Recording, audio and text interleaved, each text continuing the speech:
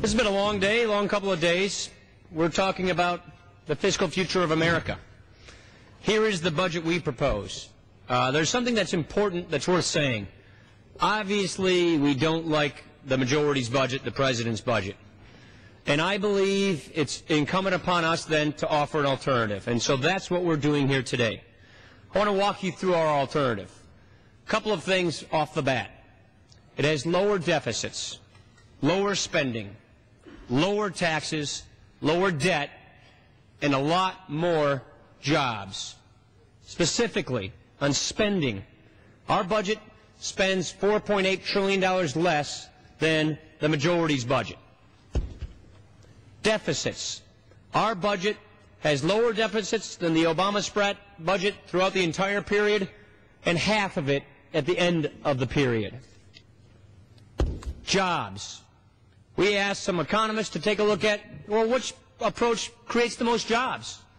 And they told us just in the fifth year alone, you'd have more than 2 million more jobs under the Republican alternative than you would under the Democratic proposal, the Obama proposal. Why?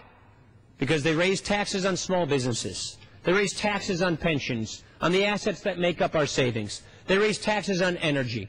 They raised debt borrowing, which will lead to higher interest rates. But let me tell you a little bit something else.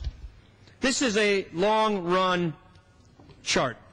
My friends on the other side have sort of ridiculed bringing these long-run charts to the floor.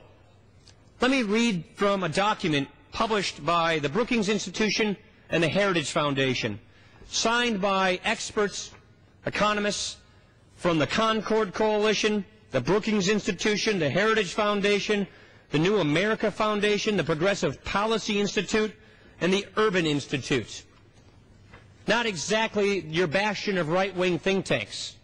They say on page 6, among their top recommendations, Congress and the President should enact explicit long-term budgets for Social Security, Medicare, and Medicaid that are sustainable, that set limits on automatic spending growth, and that have required review every 5 years. More importantly, they say, the long-run costs of these programs should be visible in the budget at all times and considered when decisions are made. What are they saying? Let's think about the future when we're voting on these budgets. Let's think about what we're doing to the next generation. The President himself said, this is the most transformative budget we've seen in a generation.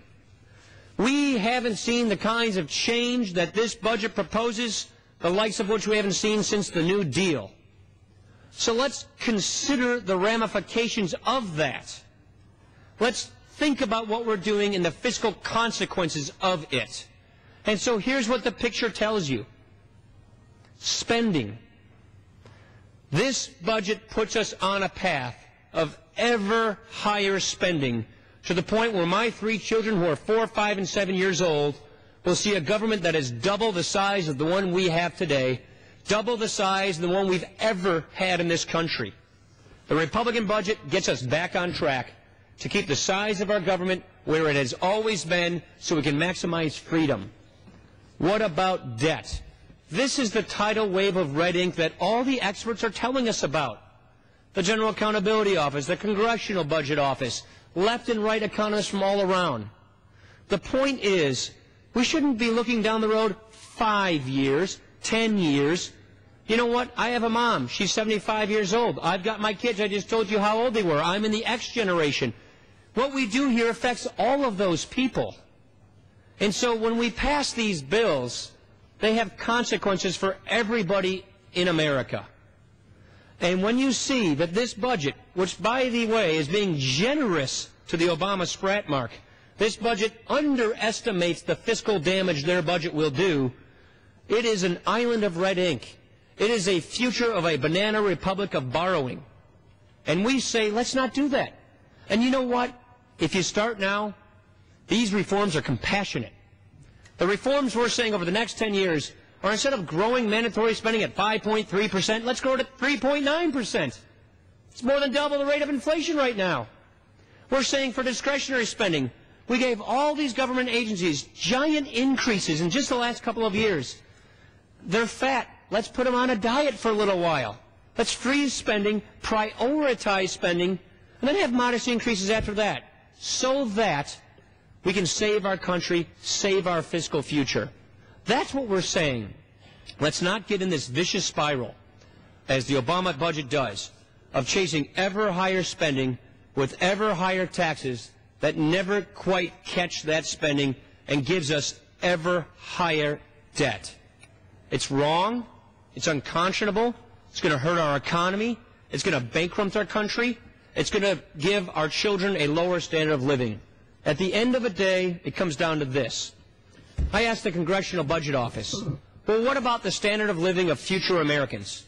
What will the standard of living look like on the current pathway we are on in America? Not the Obama budget, but just the current pathway, before you would pass this big government budget. And they said this, inferior standards of living. That's the red line. We are basically consigning the next generation, quantifiably, irrefutably, to a lower standard of living. That severs the tie between our generations. That breaks the bond in this country, the legacy that says each generation takes on its responsibilities, fixes its problems, so that the next generation is better off.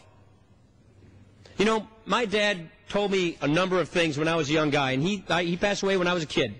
But I remember a couple of things he always told me. Number one, don't just be part of the problem, be part of the solution. So we're offering a solution.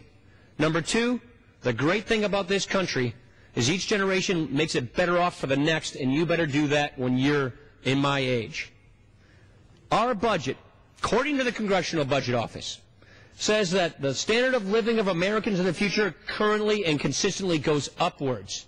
We are putting in this budget people on the path for the prosperity so that we can leave the next generation better off. And we are offering an economic plan for right now to get jobs back in this economy. We are offering an economic plan that shows we're going to create more jobs. The answers all don't flow out of Washington. The answers come from individual Americans. That's the power of this country. That's the idea of this country. The nucleus of our country, of our society, of our economy, the genius of it are the American people themselves, not Washington bureaucrats, not the idea that we have to take more money and more power away from the people and spend it on their behalf and exercise it on their behalf. Unfortunately, that is the arrogant, paternalistic notion that is being brought to the floor here by the budget that the American people are being asked to swallow. I think it's wrong. I think it's dead wrong. And we're following the advice of all the fiscal experts from the left and from the right who are saying, think about the consequences. Think about the future. Think about what your actions are doing. That's what we are doing. And that is why I argue for our budget, a sensible budget, a common sense budget, a budget that says to senior citizens, we can protect your benefits right now if we act to save them for the future. Here's the problem. These programs themselves go themselves right into extinction. If we don't reform these programs, we can't protect those who are in and near retirement from those cuts. If you act now, we can protect people who are in and near retirement. If we don't act now, we can't. That's what's wrong about the politics of demagoguery, of taking on these challenges, and that is why we need to be grown-ups and adults and tackle these fiscal challenges before they tackle us. I reserve the balance of my time. Gentleman reserves his time. Gentleman from South Carolina.